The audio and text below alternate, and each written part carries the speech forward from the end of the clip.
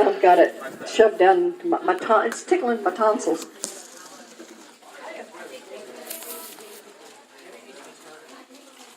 Scott is, yeah, it is. Yep. It's facing the right direction. Huh? Maybe, turn it, maybe bring it out more to the edge and point it out toward the crowd. It's out to the edge. Okay. Well, what about sitting in that chair? You think if we sit in that maybe. chair? Yeah. Let's try that. But I've got it. I'm chewing it, and that gets a little bit awkward when your lips are moving and you're kissing the mic. Okay. Thank you. How's that? Oh, is that you all? It's about as good as it's going to get. All right, let's go with that. Are you ready, Mike? I'm ready. All right. And Kathy, because you're such a special person, here's 3 of the little tiny umbrellas from last night, just for you. Just for you. All righty, we're going to start the pulling of tickets.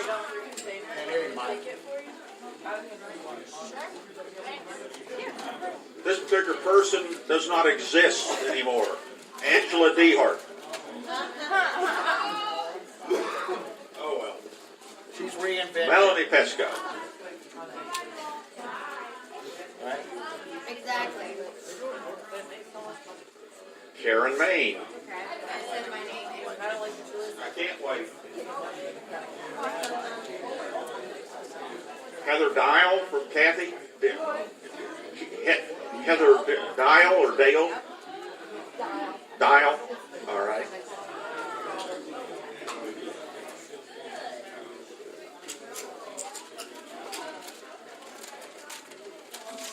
Kyle Henderson? Huddleston.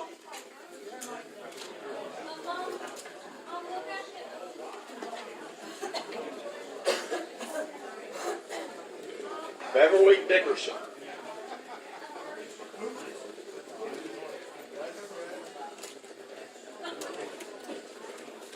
Donald Brothers.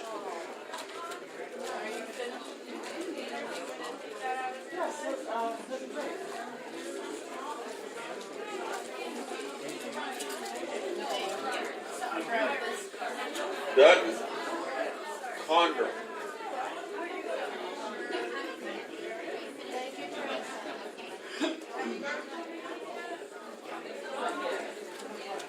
Rosie Renier Powell.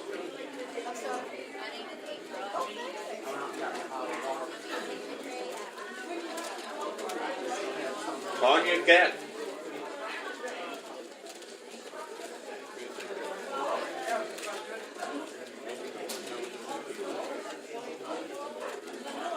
Jim Sine.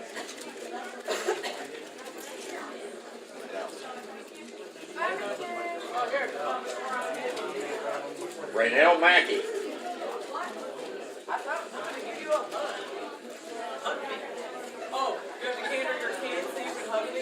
Jackie Clemens. A bear hug. That was a big, big hug.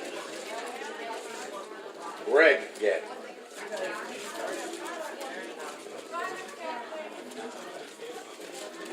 Sandra Williams.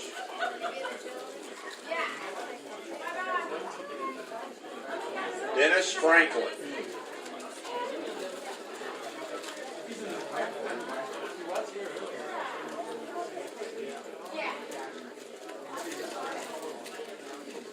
Denise Carnes.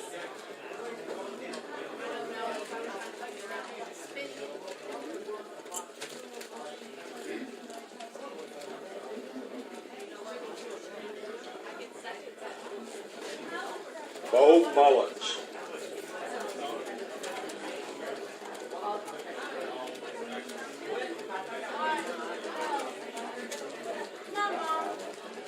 Kevin Pearl.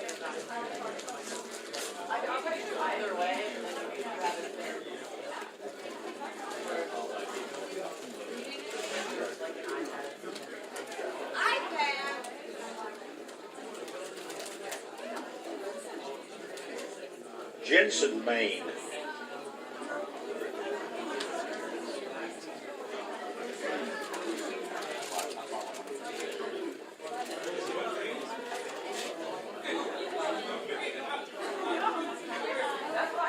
Phil Mc, McLear, McLenner,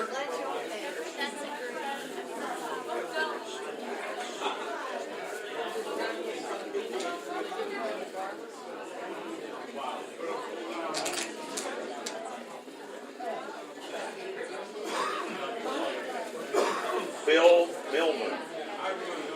Milner.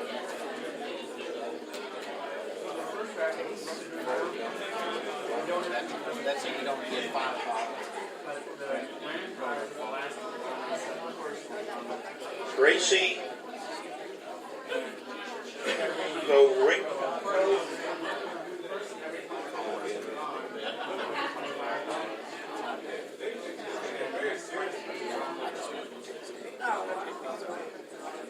Anal Lewis.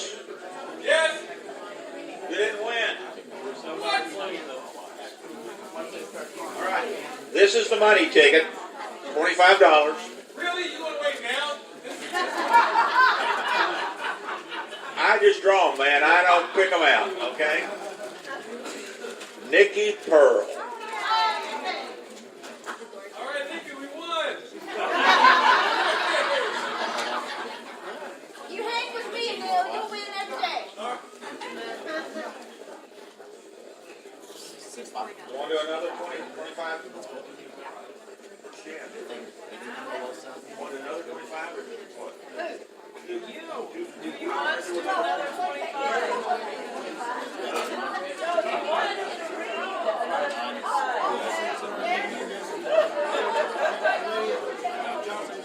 No, Nikki won't.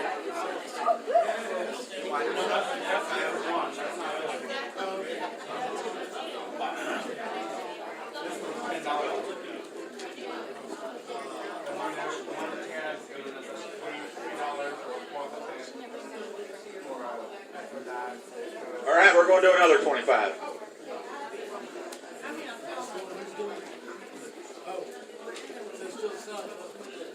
Doug Halter.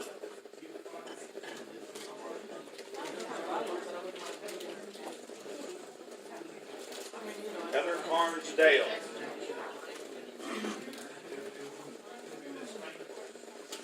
Fred Schroeder.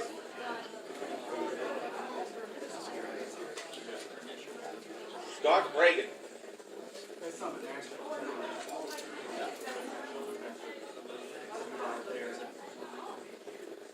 Heather Carnes-Dale.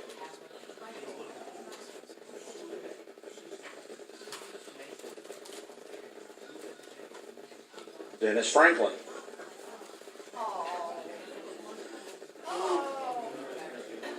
Beverly Dickinson. These aren't winners, though. Jackie Clemens. Call out every game. Only one who announces it. Melanie Cole.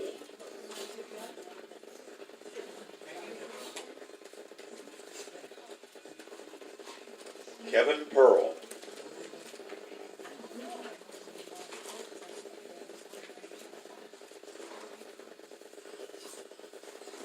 Renee Jackson.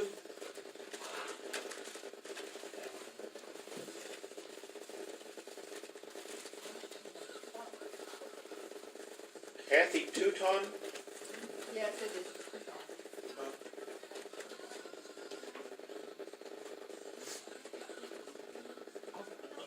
Bill Horseman.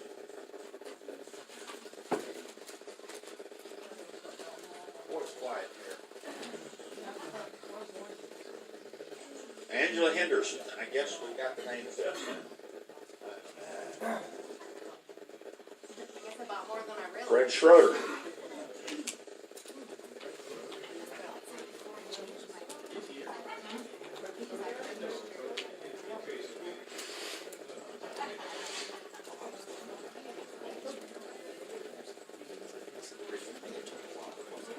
Jimmy Pretty.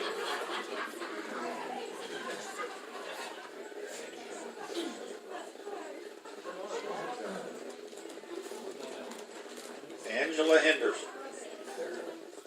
Come on, man, Angela. How much you buy? I don't know. Might not be your thing. Scott Reagan.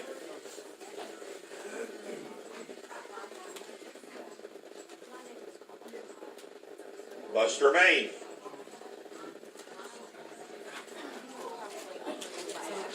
That's really why you don't have Bill Milner.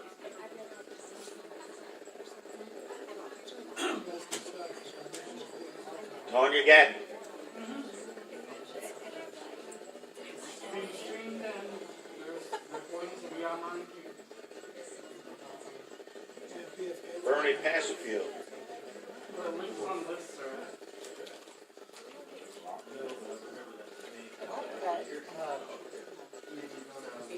Chris Lyons. for like $3. For like $3. It's like a Okay, this is the next to the winner. Not the winner. Andre Smith. And the winner is Dennis Franklin. speaker.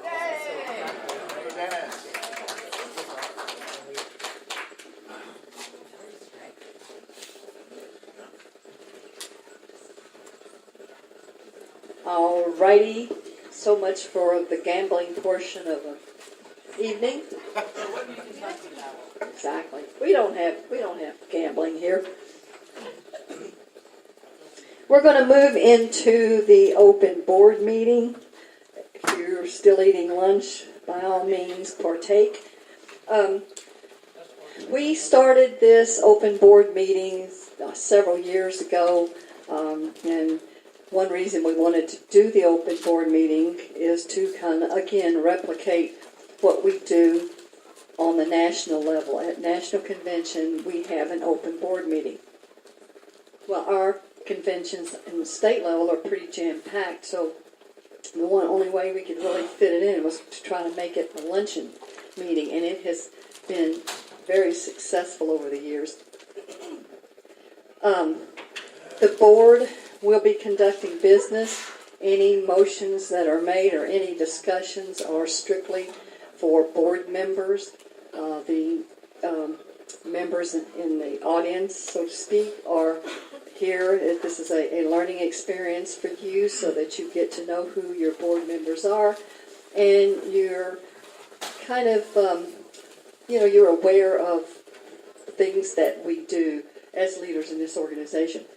If there is time at the end of our meeting, I will ask if there are any public comments or ideas, suggestions, whatever.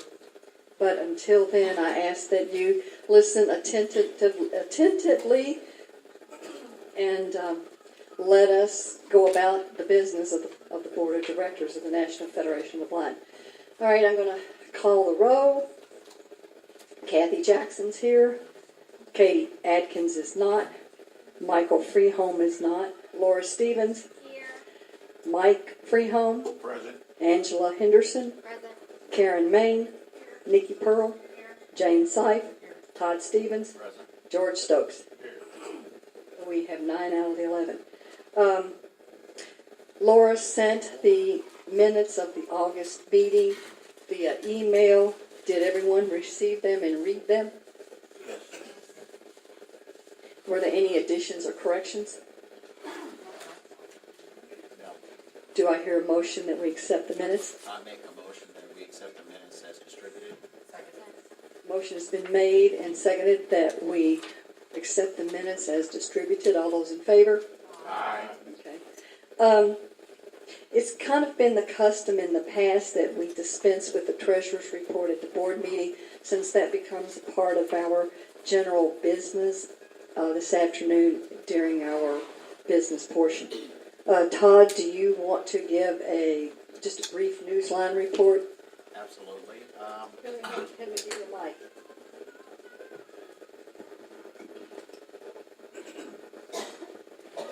I am very excited to say that we are actually next month, this will be our third year of taking the project over from Independence Place. The rate, the number of subscribers is right at 100 for each year. So we're doing very well. We do need help, though, from our members.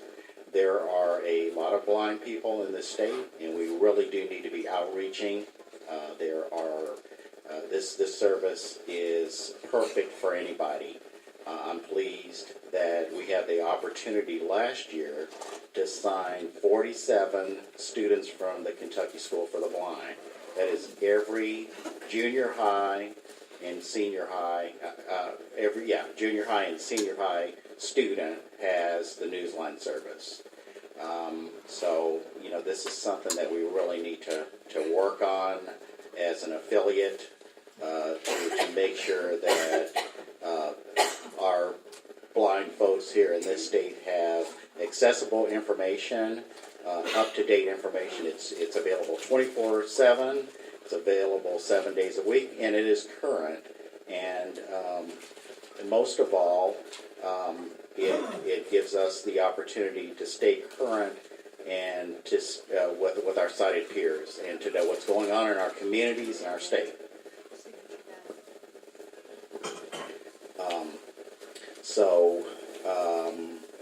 To further the outreach, I wrote a grant earlier in April that was accepted by the Appalachian Community Fund for $2,000.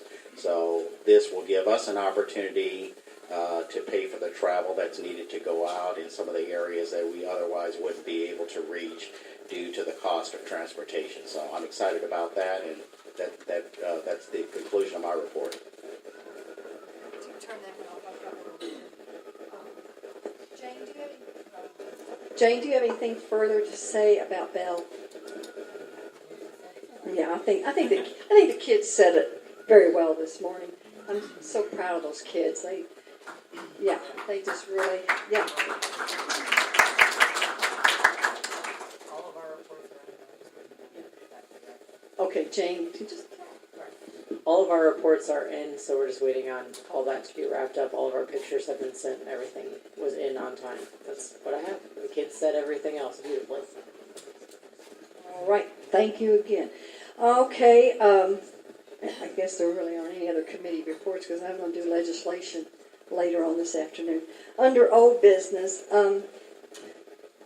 as Anil talked this morning, we do now have a code of conduct in place. I mean, it's actually in writing. In this day and age, everything's in writing. So the National Federation of the Blind, President Rick Bono appointed a committee, and the committee worked on this code of conduct. It was voted on by the National Board of Directors back in January at our meeting. We read the code of conduct and adopted it in the state on, it was like, I think, May 18th. But anyway, we're going to read that this afternoon in the business meeting and talk about it briefly. But what I have been instructed to do is that we, as a state board, sign it showing our acceptance and agreement to abide by the policies. So we are going to, I have a separate sheet with everybody's name, and you can sign under your name, and we'll kind of go on with business as this is being passed around to the board. So let me put my John Henry on this. John. All right, do you want to start down here, Laura? Because Katie and Mike, can you help with the signature guide where it's supposed to be, just like under the name? Okay. Let's see. A couple other things under the old business. Most of it's pretty well being taken care of as part of the convention. We had talked about Danielle needing interpreters, and we were going to, since the ones that were going to assist her with translation were out of town, we were going to, the state affiliate was going to get a room for those girls, but they're all at a convention, so we're not out that expense. I am pleased to say thank you. Danielle does have interpreters through another volunteer group that I was put in touch with through our national organization. So she does have tactile interpreters. And as far as assistance to the convention, we have one first-time couple. We have 2 scholarship finalists, and 10 rooms are occupied by members who are receiving the $35 per room per night subsidy. So that's part of our convention expense. We talked about, the concerns at the Kentucky School for the Blind. Kenny Jones, who is spearheading our stakeholders committee, is on the program this afternoon to bring you up to speed on the happenings or lack of happenings at the Kentucky School for the Blind. We had also talked about there is a law that was passed in Kentucky that basically would make nonprofits profit organizations. They're charging tax on any money-making events that you may have. And this is not just nonprofits. I mean, there are a lot of businesses that used to be exempt from sales tax and other taxes, and now they're being taxed. But anyway, I'll say all this, that I really haven't heard anything how this is going to affect us. I've been told by a couple of accountants, don't worry about it, just let it ride. They don't know you're doing fundraising anyway, don't worry about it. Because the whole big coot and caboodle, what happened was apparently this law was written, but it wasn't, there's some language that apparently was included that should not have been, and they're supposed to be in the process of rewriting it. So I'm not exactly sure. We're just sitting tight. If we had to pay a few dollars tax or something, I guess we're not going to be too bad off. But I don't think it's going to happen. And I really don't know how to explain it to you any more than that, because it seems like there's so much confusion. People really don't know. I do know that the Fancy Farm picnic down at St. Jerome's down in Owensboro, they had this big picnic, and it has turned into a political rally over the years. And I've heard they had to pay somewhere in the neighborhood of like $14,000 tax on that event. But I don't think anybody's going to worry about our little reverse raffle, if you want to know the truth. If they do, oh well, we can give them the $18 or so.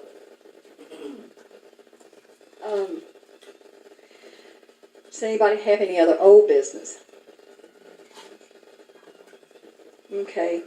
Under new business, we have a couple of things that we'd like to discuss. And first, Laura wants to talk about our scholarship program, more specifically the Charles and Betty Allen Scholarship. We're trying to figure ways of making that. You can stay where you are. Yeah. Figure of ways that we can enhance that scholarship. It is a scholarship that is for members only, so we figure we've got a little bit of leeway on what we can do to kind of spice up that scholarship. So Laura wanted to talk about some things she'd like for us to consider. Yeah, I've got it. Okay. As you all will find out later this afternoon when we have our treasurer's report, well, first of all, let me give you a little bit of background. Charles and Betty Allen were longtime members of our affiliate. Charles Allen passed away 2 years ago, but about 10 years ago, they actually endowed a scholarship fund to provide academic scholarships for students who live in Kentucky and or attend postgraduate education in Kentucky. And traditionally, these scholarships, for our scholarship finalists that we have in the room, I'm sure when you were on our website looking at the scholarship criteria, you would have read about that. And there are certain criteria for this particular scholarship. One of the criteria is that you must be a member of NFBK of Kentucky. We have some other scholarships where you are not required to be a member, but when they endowed the scholarship, this is something that they, were very passionate about. They wanted this to go to members, and they provided some money and got some donors to put some money into this scholarship fund so it could be ongoing. And with the donations that were put into that fund, we currently have about $45,000 in that scholarship fund. And, you know, we've been giving maybe one or two Allen scholarships each year, you know, $1,000. You know, if you look at that, and that fund is invested so it continues to grow each year. So I was thinking about how we could use that money, because sitting in a bank, it's not really beneficial to any of us. And I was thinking about how could we use that money to possibly benefit our college students. And I was speaking to Kathy and some of our other board members and my scholarship committee. And what I would like to propose is that we develop a second Charles and Betty Allen scholarship. And this scholarship would have stronger criteria than the $1,000 scholarship. That it would be a $3,000 scholarship. And we would add some additional criteria. And what I would propose is that would be the individual must have been a member of NFBK of Kentucky for a minimum of 2 years. And that they must have at least 60 credit hours of undergraduate work. So this would not be a scholarship that, you know, an incoming freshman, you know, essentially it would be if you were a junior in college or above, you would be eligible for this scholarship. So that's really kind of what I would propose, so that, you know, makes the criteria stronger. It's a more meaningful scholarship. And, you know, we were wanting to develop our membership and bring younger people in. And, you know, I think maybe if, you know, younger people are looking at that, you know, that might be something, hey, I want to work for that. So that's kind of what I proposed. Do you want to make a motion and we can discuss? Okay, I make the motion that we develop a second Charles and Betty Allen scholarship that would be in the amount of $3,000. It would be, in order to be eligible, you would need to have at least 60 college credit hours and be a member of the NFBK of Kentucky for a minimum of 2 years. Second that. Laura, Yes.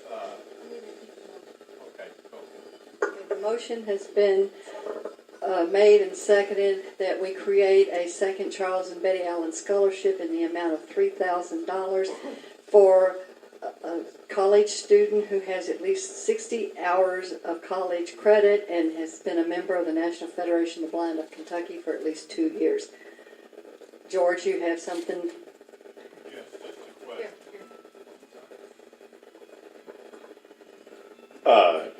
Yes, just a question. In this grant a scholarship, I would like to see, and I think others would too, probably, hopefully, that the GPA average would need to be pretty high. Well, You have to have a 3.0. a 3.0. I would love to see it raised to a 3.5 for $3,000, but neither was the $3,000 scholarship, and with new criteria. I'm just tossing it out. It's a really nice scholarship, and it's on the national level as well. And that's the reason I'd like to see it to be a really good one. I'd like to address. Just one thing. I know, yeah, and I, yeah, I'm all about, you know, high expectations, but, and yes, you're right that we kind of change some of the criteria, but at the same time, I think Charlie's intent was that, you know, he did not receive the education that he wishes he could have, and he wants to make it possible that other blind individuals have an opportunity, and I don't think he wanted to restrict it to the point that it would never be given. So, but I do understand what you're saying, George.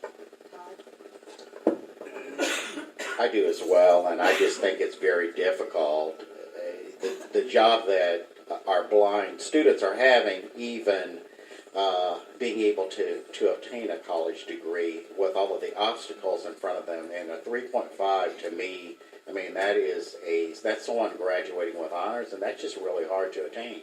I didn't attain that as someone who was sighted who went to school. So I do appreciate what George is saying, but I think the 3.0 is a standard that is still a standard of excellence. And as well as it opens up opportunities for people who have supported our organization who have been around for a while.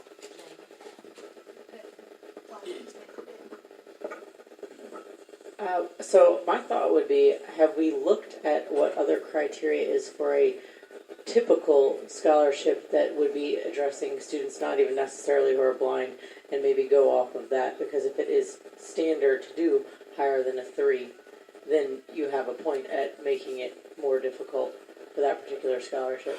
What about if we find that out?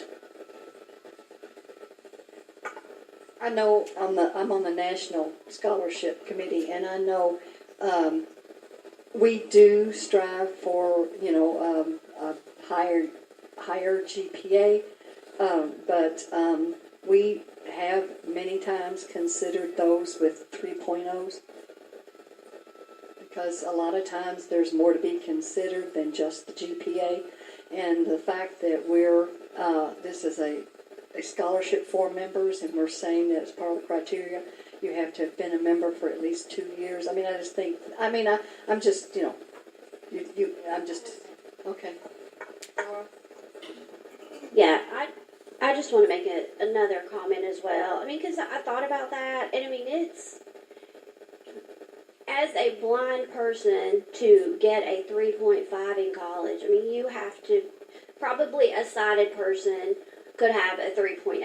I mean, because you have to work so much harder to do what your sighted peers are. And I think that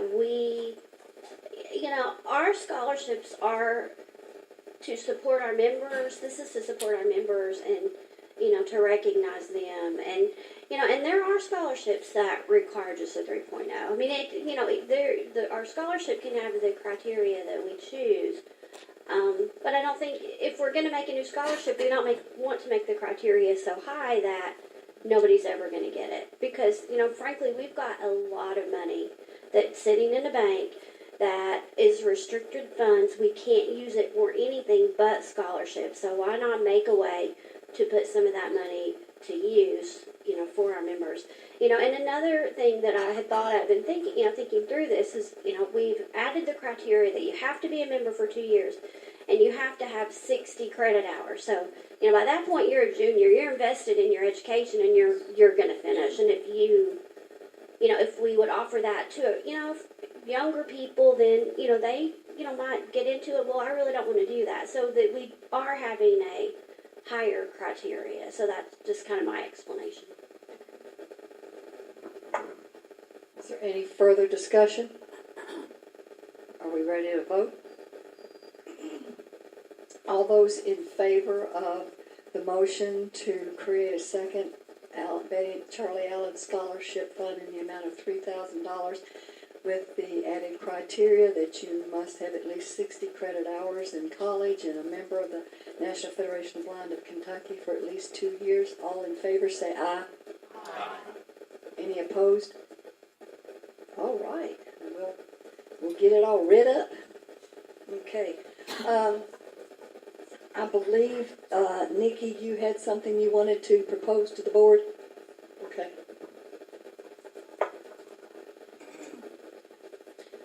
Okay, everyone is aware of the Braille Readers or Leaders contest that NFB championed.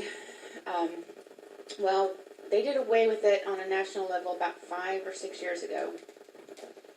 Last year, the NFB of Illinois started administering this contest nationally again. They ask that your affiliate be registered. So basically what that means is we pay $100 to be registered. Any child across the state, as many kids across the state can enter the contest. So that registration fee is basically covering administration costs. The contest begins December 1st and runs through January 19th. And they ask that you be registered by November 5th. So, in order for us to continue our efforts of promoting Braille, I would like to see NFB of Kentucky register as a participant.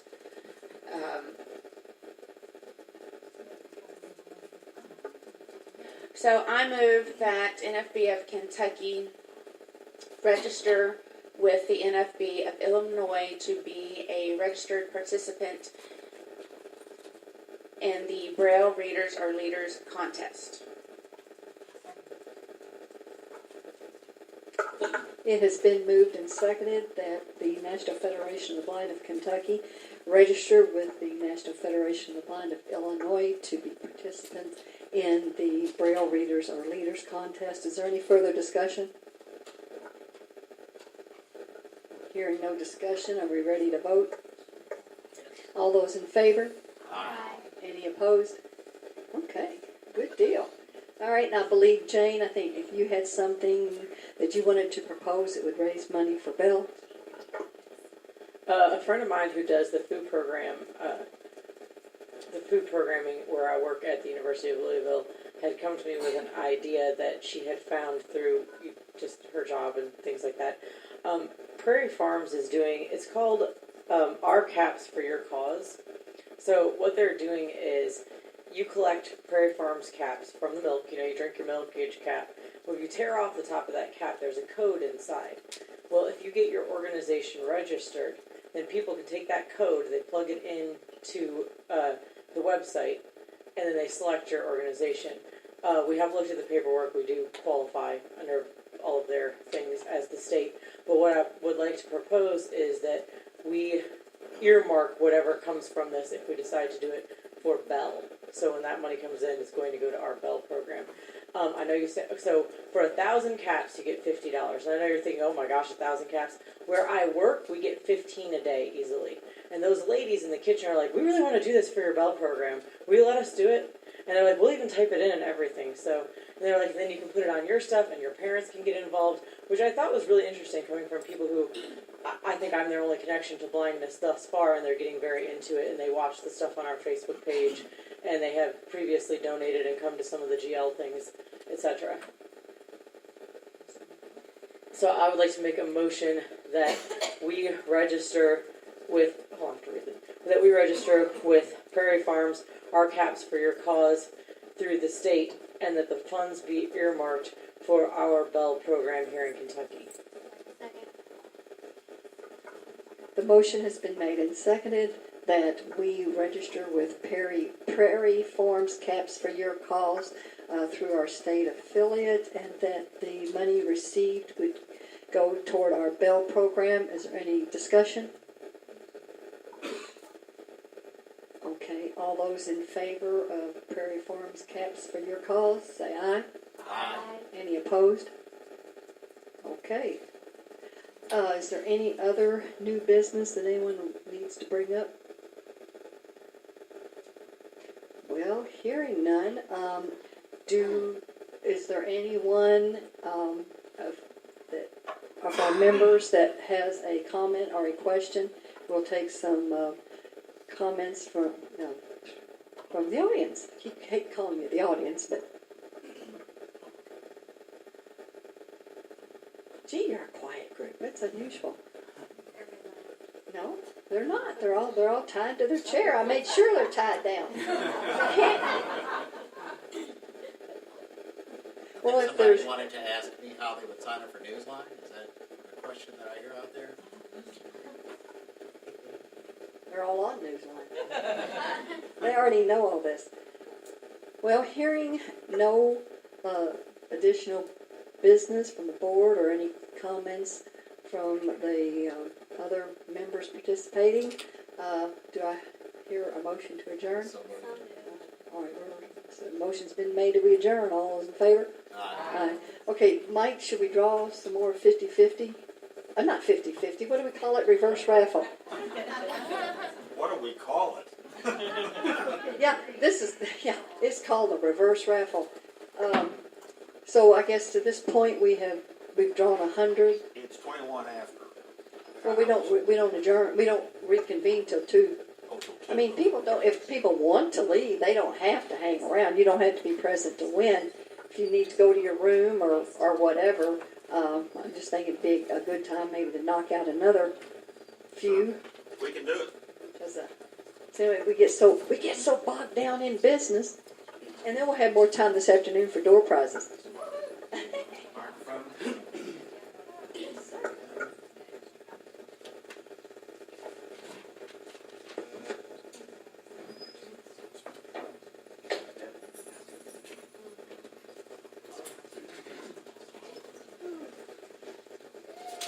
Charles Brothers Jr. Now they're going to start drawing all my family members out.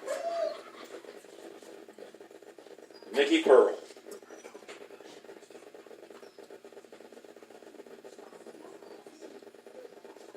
Bo Mullins.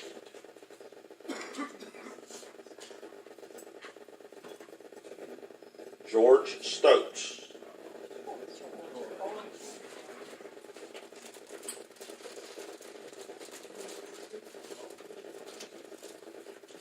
Amelia Lilly.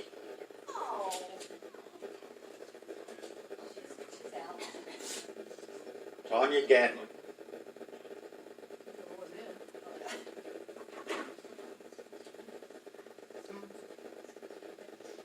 Dusty Nelson.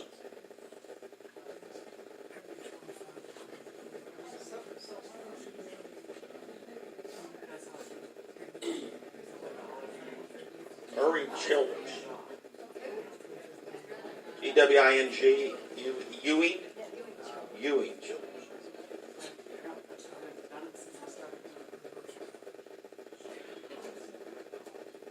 Tammy Spencer.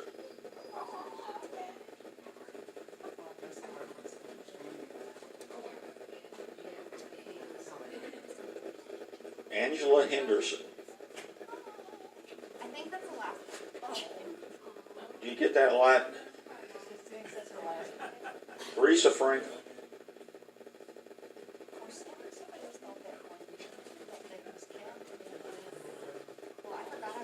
Dennis Franklin.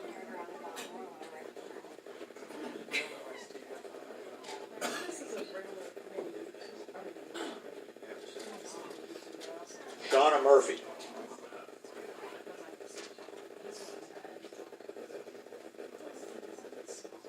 Kevin Pearl.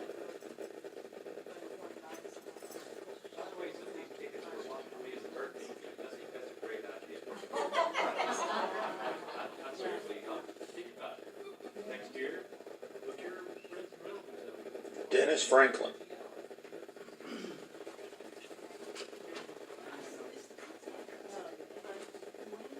Dennis Franklin.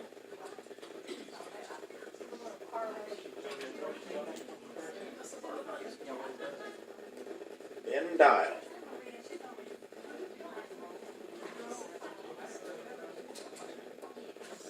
Barbara Martin.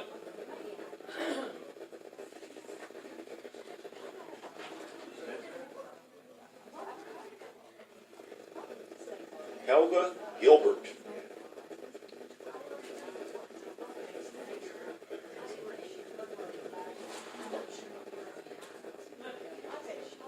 Addie Burton.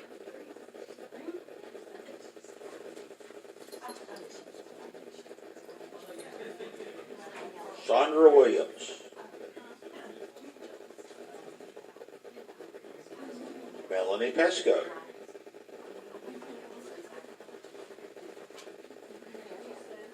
Cheryl Powers.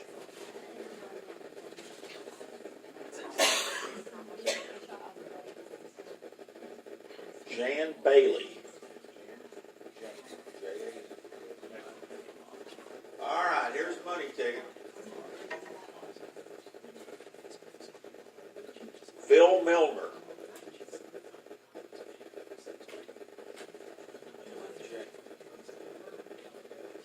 You want to do any more, Kathy, or are we done?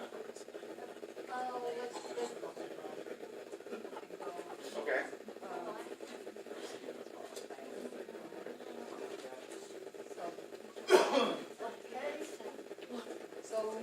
You are adjourned until 2 o'clock, so we've got about a half hour to mill around, go back to your room, don't fall asleep and stay sleeping through the afternoon.